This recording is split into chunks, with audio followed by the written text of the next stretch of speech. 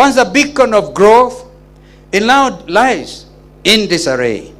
Industries have closed, investors are fleeing, and ordinary Kenyans are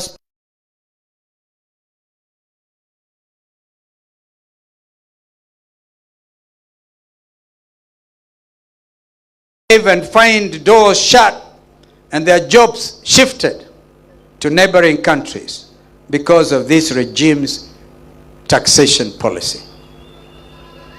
What about this regime's insatiable appetite for loans upon loans upon loans? Kenya's public debt under this regime has become an albatross around our necks. They call it bottom-up economics. But what we see is bottomless corruption and a top-down greed. It is not an economic plan. It is an economic funeral, I dare say. This regime has attempted to capture all institutions to do their unconstitutional bidding. They have captured Parliament, and that is why today it stands impeached. They have tried to capture the media, and today we thank the majority of the press for not bowing to that pressure. That's why you are here today, and we are very proud of you. They have attempted to capture the judiciary. We ask you not to cede to these nefarious regimes' attempt to undermine you, for justice and truth are the common ties of society. Worse still is this regime's 3-year dismantle of our celebrated diplomacy. They condemn regional insecurity and neglect of the international community, all while they are linked to its escalation of wars in our region, the Democratic Republic of Congo, the Sudan in particular. This regime sells arms, and hear me, Kenyans, because it's a day to speak the truth for what it is. This regime sells arms and gets illegal gold in return. Honestly, what you are witnesses to is a horror movie directed by a know-it-all director who is a star and the supporting cast of his own show.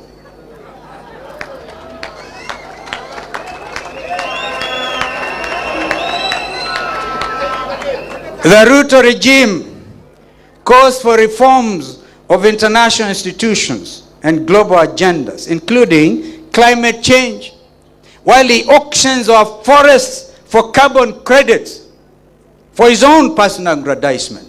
Kenyans must know this.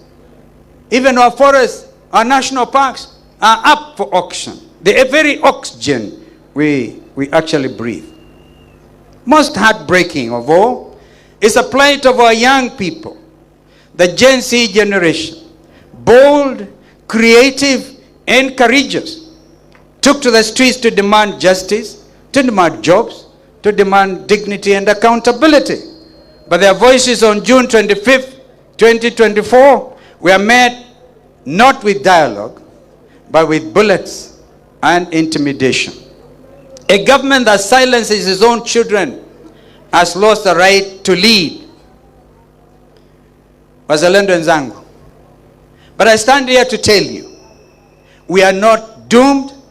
Kenya can rise again, and Kenya will rise again. Under a patriotic administration, and together with our partners, we shall build a nation that works for all, not for a select few. We will deliver a 24-hour economy that ensures all of us are part and parcel of growing our basket, and together we shall lower the cost of living. Costs of fuel and electricity must be lowered if we are to get these jobs back to our industry, if we are going to yet again attempt to industrialize our country. Transformational projects like the High Grand Falls Dam that will generate 700 megawatts of electricity, a Vision 2030 project under Kibaki and ourselves, must be activated, not Rutopreneured.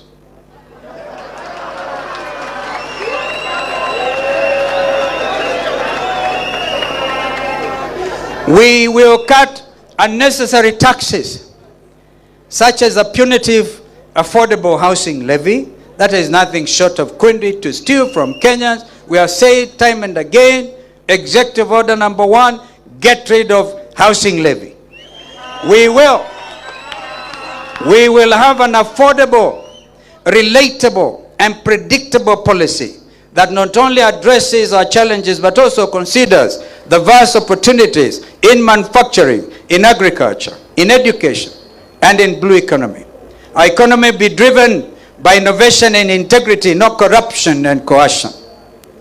We will create 3 jobs for the youth. Every county will have a functional youth enterprise fund. Remember, youth enterprise fund swept under the carpet. Which will be transparent and theft-free. We'll establish technology hubs, create centers, and local industries to absorb young talent. Professionalism, not Rutoism, will get you a job. Wazalendo wenzangu, I promise you this. The Wiper Patriotic Front's Director of Elections will not become your next chairman of Kenya Revenue Authority. That will never happen.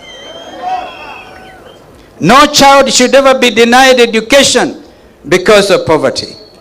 We will fund our schools adequately, value our teachers, and recognize vocational skills alongside academic qualifications. Real education, not those fake self-appointed degreeship, but must once again be the bridge to opportunity.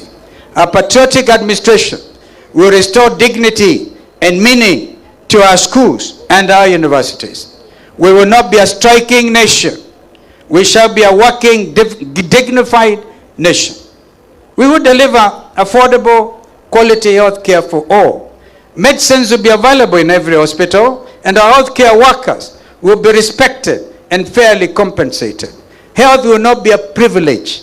It is a right, and indeed an Article 43 right of our Constitution. We will build a just, safe, and united Kenya. Police brutality, obviously, will end. In fact, I think it has ended today, because if anybody had wanted to bring goons here, it can't work.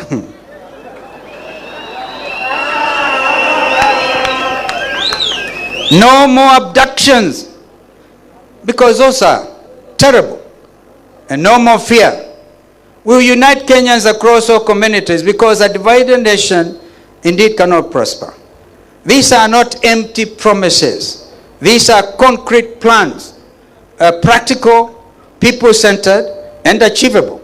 This is what a Kalonzo Musyoka-led administration will stand for: justice, opportunity, dignity, constitutionalism, and the rebirth of this nation. My brothers and my sisters, the time for lamentation is over. The time for excuses is gone. The moment for change is now. This movement is not about you, the people of Kenya. It is about your families, it's about your children, about your children's children, and the future of this nation. Ruto ordered you to be shot, not in the head, but in the legs, because you dare to exercise your constitutional rights. I urge you, fellow Kenyans, and the Gen Zs, and the young Kenyans, I urge you today to shoot Ruto at the ballot.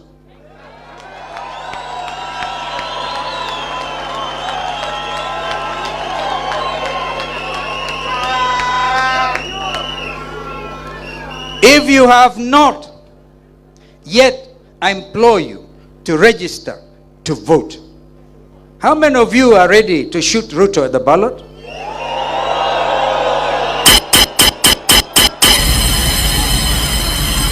This is what will make Ruto one term. Komboa Kenya. Komboa Kenya. Harambee. When we rise together, no mountain is too high. When we rise together, no government can suppress us. when we rise together, Kenya will rise again. Are you ready for change? Are you ready for justice? Are you ready for a better Kenya? Then let us rise up together. Wazalendo wenzangu, this is our moment. We cannot allow despair to kill our dreams, nor exceptionally corrupt